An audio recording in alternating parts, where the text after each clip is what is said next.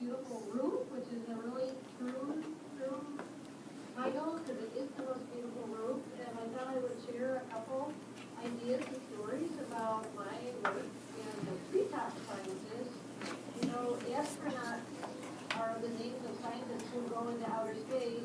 And guess what? Arbonauts are the scientists who study the tops of trees. Arbornaut. So I am technically an arbornaut. And this picture shows me in a canopy walkway. And there I am in the middle of the Amazon, which is a very cool place to be. So I thought I would give you a few of the stories of how I get into the canopy and then what I do when I get there. So this is my backyard where I grew up in upstate New York. I'm from kind of close to the equator in Central America. So what do we do in the trees? Here you probably have already seen this picture, but in the book, of course, my boys sometimes had to come to work with mom. That's the one kind of hurdle for women. Sometimes with our jobs, we have to take our children to work. And so in this case, Eddie and James got their own harnesses and helmets when they were pretty young, so they could help me count the beetles or measure the leaves or do whatever we needed to do for the research in the forest canopy. And of course, in this case, with the book, we were working in Belize, which is actually pretty close to Panama down there in Central America. So the third part of Weevil was in the canopies of Florida. So that's pretty cool when you're in third grade and you discover a new species. It just shows that anybody can probably make some cool scientific discoveries if you go into the forest canopy. So here's the last tool that's in my briefcase, but sometimes we use cranes, which are a good tool for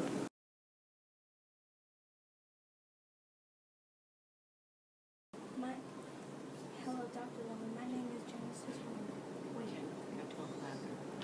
Dr. Lowman, on page 35 of this, you stepped on army ants and got bitten.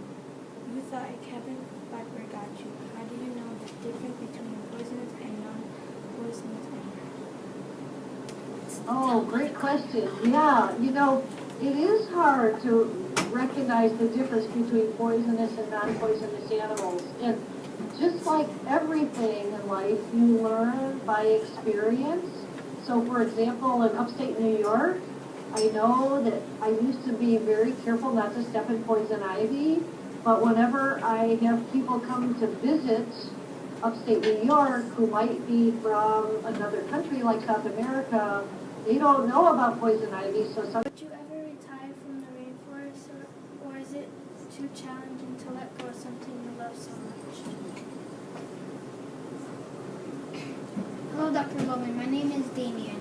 How old were you when you started researching the rainforest?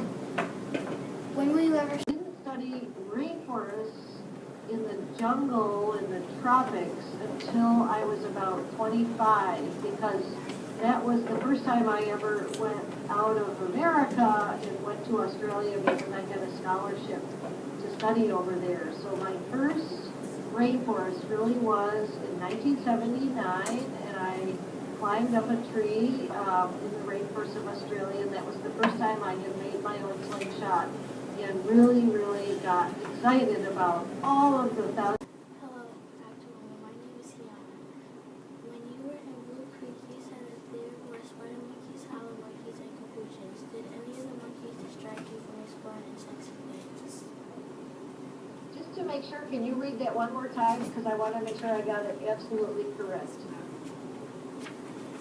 When you were in Blue Creek, you said that there were spider monkeys, howler monkeys, and capuchins. Did any of the monkeys distract you from exploring insects and plants? Yes, I'm so glad you asked that question. In actual fact, you know, one time in Panama, not in Belize though. Hello, Dr. Lowman. My name is Kayla. I wondered if you ever found any new species in the rainforest.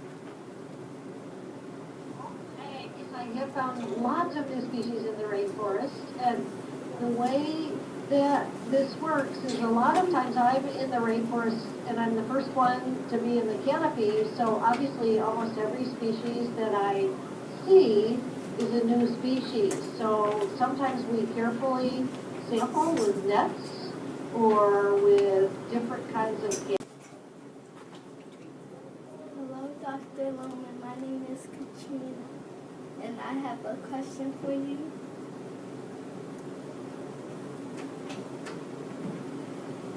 In the Blue Creek rainforest, you climb the trees to examine plant and leaf relationships.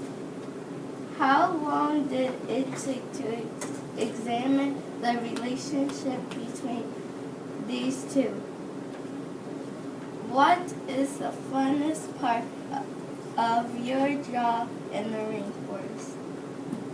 Oh, great question. So in Belize, like any other country where I work, at first I had to learn what all the trees were, and I had to make sure I avoided that one tree called the poisonwood that grows there.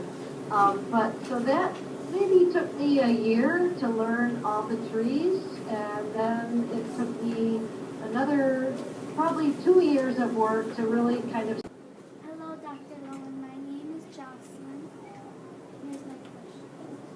What would you change about your research if you got to do it again? Cool question. What would I change if I have to do it again? I think I would try my best to take more students like you to the rainforest so that everybody could be working on conservation together.